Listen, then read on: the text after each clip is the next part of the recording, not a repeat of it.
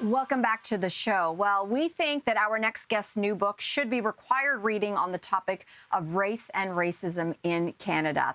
In Disorientation, Being Black in the World, he shares his personal experiences with readers while inviting us all to a discussion that needs to be had. We're very honored to have award-winning author and teacher, more importantly, Ian Williams. Welcome, Ian.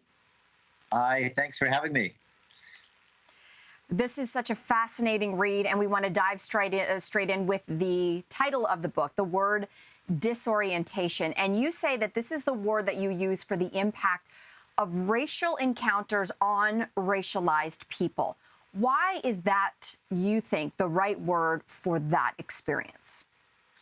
Yeah, so we've seen a lot of words crop up in the last few years, right? We've seen microaggression and anti-racist, white fragility, white rage pop up. And what I wanted to add to this conversation was the effect that racist behavior and racist language has on people of color. And so disorientation is sort of the unprovoked, random encounter with sort of racial violence and the repercussions of that, how Black people need to recover. We feel this kind of whiplash when we keep getting reminded of our race while we're trying to go about our lives. Can you give us some examples or ways that you experience disorientation?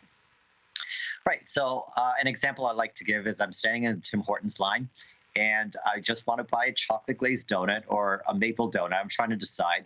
And the fellow behind me, the white man behind me, says something like, hey, where are you from? Or do you like reggae? Or I work with a guy from Nigeria.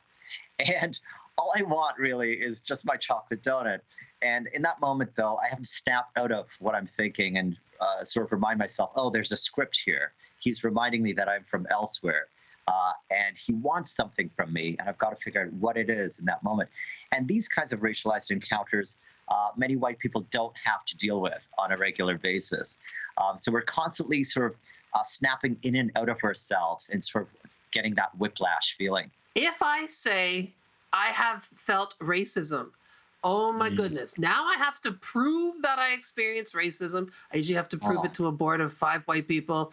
And then I have to prove that that other person was the cause of it. This whole idea of proof makes me insane. What do you think we could do as a society to try to pivot away from this idea of proof? Right.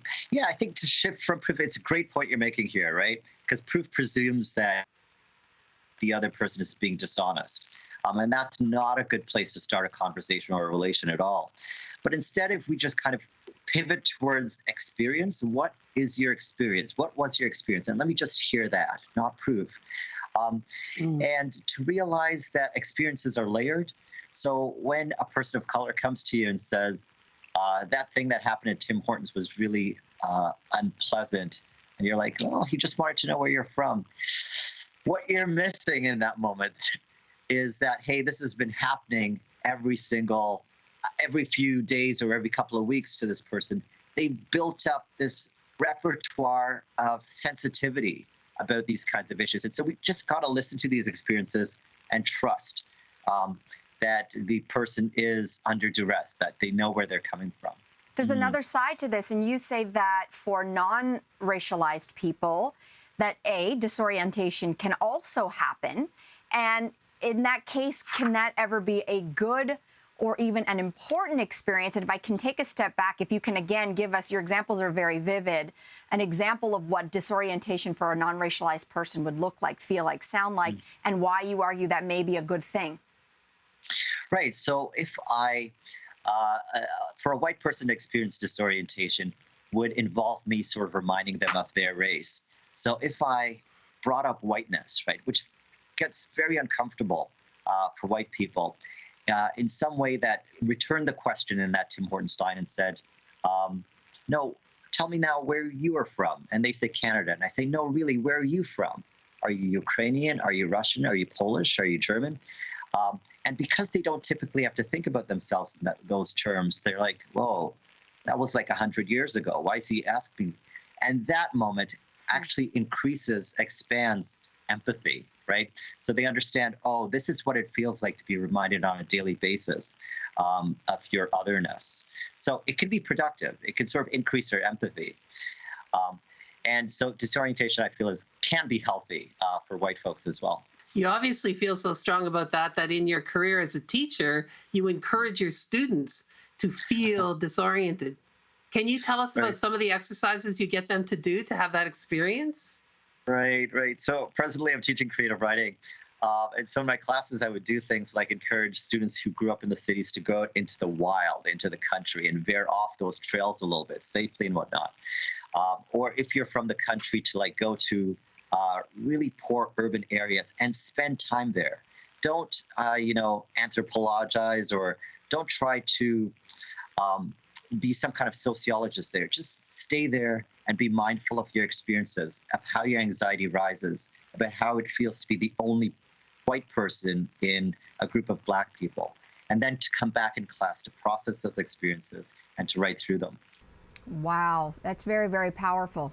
In your book, you discuss, I guess, maybe a lot of people discuss in day-to-day conversation about something that, I'm going to use the daytime TV appropriate term for this, which is their expression on their face when they're resting, which for some people is described, for some people and not everybody, is described as the resting bee face. And everybody else, if you don't know, ask a parent what that means. And you say that for you, you're very cognizant in those moments of having your resting face to be smiling. And the reasoning behind this is just, I just want you to discuss it, because you say, in fact, it is not about happiness. So what's going on, Ian? Nicely done there, Mel. Right. It's a really sensitive thing to talk about, right? What kind of face do I put forward in the world? And even now, I feel the urge to smile. I'm excited to be with you, yes, and that's part of this is genuine. But part of this is conditioned after being so suspicious in many different places. I've learned to have a face that's pretty agreeable, right? To smile. So it's not about expressing how I feel. It's about disarming and easing the anxieties of the people that I'm with. So it becomes a kind of constant performance of a kind of neutral benevolence, right, in my face. I think women are aware of this, right, who are so looked at, right, all the time. You're aware of yourself being looked at, and therefore there's a kind of mirroring that happens in the head. And so racialized people too, I'm so careful not to be a threat in a coffee shop or in a parking garage or in an elevator, that my face has to be somewhat approachable. I don't think I can go the rest of this without smiling, though. I do feel some joy being here today. Listen, right now we're in the middle of this pandemic, and we're having sort of a climate uprising, this racial awakening. So it feels like there's almost a collective disorientation happening right now. How do you think we could make the best of this? Right. Such a great opportunity we have here, right? Because we're all destabilized. We're going to come out of this pandemic not knowing quite how to relate to each other socially. And my hope is that we relate to each other with new scripts, right? Scripts that actually are compassionate, maybe not quick to cancel. I believe in those activists, though. I believe they're doing important work. But scripts that see each other as individuals and not simply as representatives of groups. And to go forward with courage and compassion. That's what I hope we emerge from this pandemic with. The pandemic really has wiped our social relations clean, right? It's a fresh start for us as we get back into restaurants and things. Wow. I mean, we're just the tip of the iceberg. We're just a fascinating discussion with you. Ian, thank you so much for joining us today here on The Social. Oh, my pleasure. Thanks. And let's remind everybody, the book is entitled Disorientation. It is available everywhere now. We'll be right back.